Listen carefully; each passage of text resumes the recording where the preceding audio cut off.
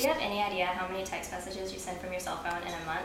According to a CBS News article in 2009 titled Startling Statistics About Texting and Driving, the average U.S. teenager with a cell phone sends about 2,899 text messages in 1 month. Unfortunately, many of these text messages are sent from behind the steering wheel of a car.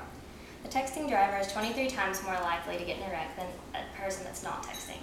Many teenagers have heard about the negative consequences of texting and driving, but they think it will never happen to them or anyone they know. I'm here today to try and explain how dangerous texting and driving can be and persuade you to refrain from texting and driving by discussing startling statistics, laws throughout the United States, and sharing personal stories of those that have been affected by texting and driving. As you know, in the United States, people are on their cell phones all the time. It's extremely common to text and drive. Sadly, many people claim that they're good at texting and driving, able to focus on their phone and the road at the same time.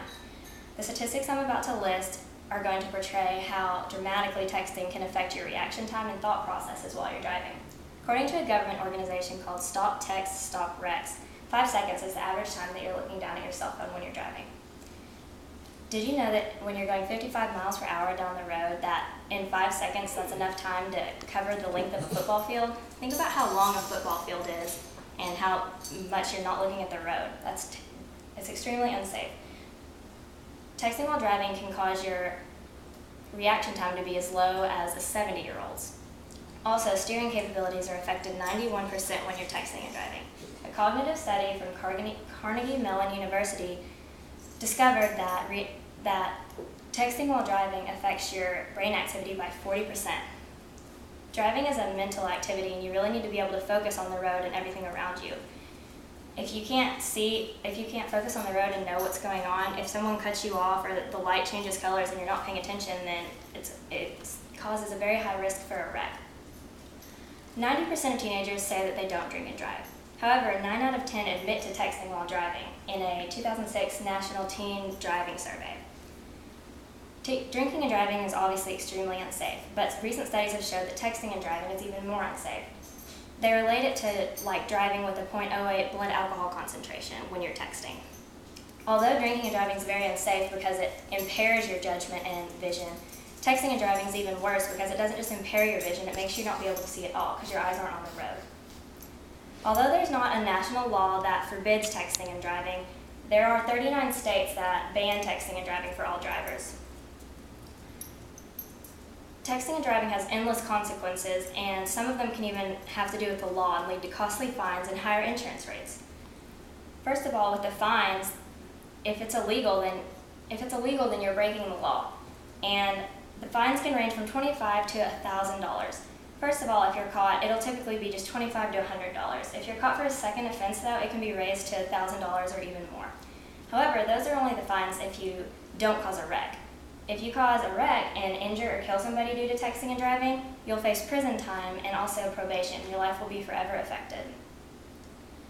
If risking your life and other people's lives isn't enough of a reason to change, another reason is that insurance rates will go sky high, which your parents probably won't be too happy about.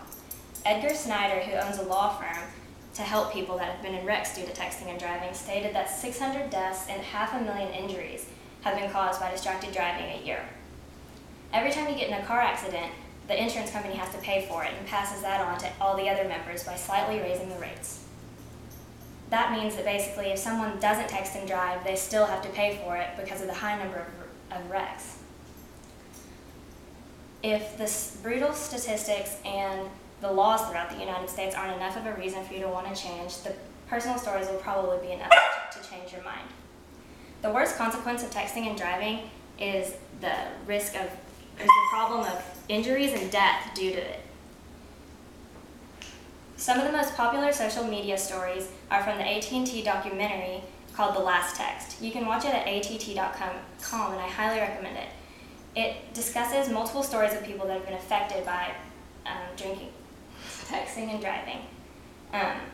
It starts off with a story about a Missouri State Trooper who goes to the scene of a wreck. He sees a woman in a pool of blood and her face is very disformed.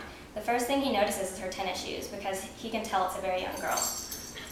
Come to find out, she had her cap and gown in the backseat of her car and she was supposed to graduate high school tomorrow. Can you imagine losing your best friend when you're about to graduate and a girl not even getting to go to college? The next story is about a girl who talks about how close her and her sister were. The girl and her sister were supposed to hang out that night.